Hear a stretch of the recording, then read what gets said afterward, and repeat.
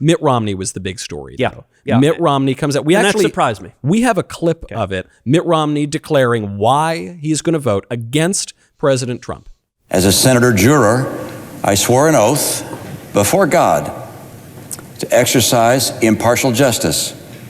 I am profoundly religious. My faith is at the heart of who I am.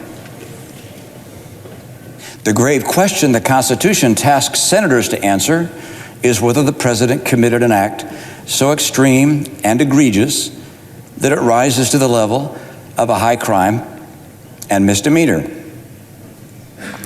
Yes, he did. Your reaction? Look, I think he's wrong. I think he is very mistaken. And I think that's unfortunate. I think that is a bad decision. I think it's bad for the country. I think it's bad for Mitt.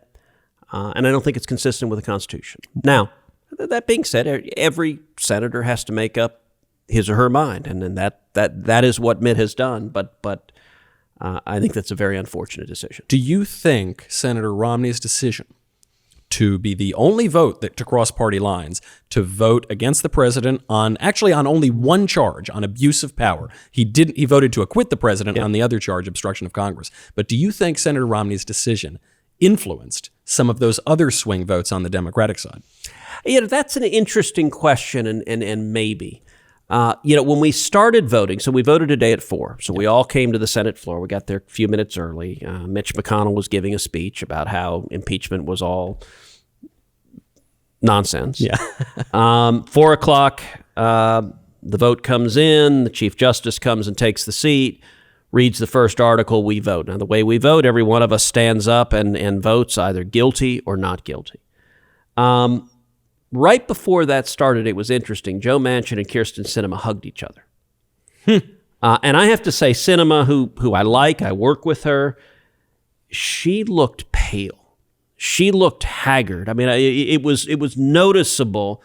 And I will say, another Republican senator was speculating with me if Chuck Schumer had taken them back in his office and strapped them to a chair and taken out a rubber hose on them. It seemed as though it was in their personal political interest to vote to acquit the president. So what's interesting is when Manchin cast his vote, I leaned over to David Perdue, who sits next to me on the Senate floor, and I said, well, Manchin just announced he's not running for re-election. That's what it seems like. Look, West Virginia, this may be a worse vote for Manchin than it is for Doug Jones. I'd put West Virginia and Alabama side by side in terms of where the voters are on that. And I'm actually not shocked that Manchin would do that because I don't think he actually really likes the Senate. He used to be governor of West Virginia. He liked being governor more.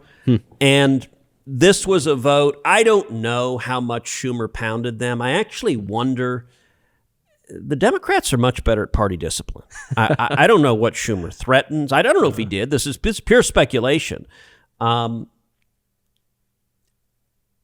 But it wouldn't shock me. So Romney announced earlier this afternoon he was going to be a guilty. And if Schumer hadn't gotten Manchin and or Sinema to flip then, I suspect Romney coming over, Schumer would have said, hey, you can't vote the other way because we need the messaging. I haven't even seen what the Democrats have said, but I'm sure they're all saying it was a bipartisan vote. Well, that's what changes. This is why the Romney vote matters, is not because it was going to change. No, it doesn't. You don't think so? There are 535 members of the United States Congress throughout this entire show. That was a diplomatic choice of words. I said the second half of the word. They got one Republican.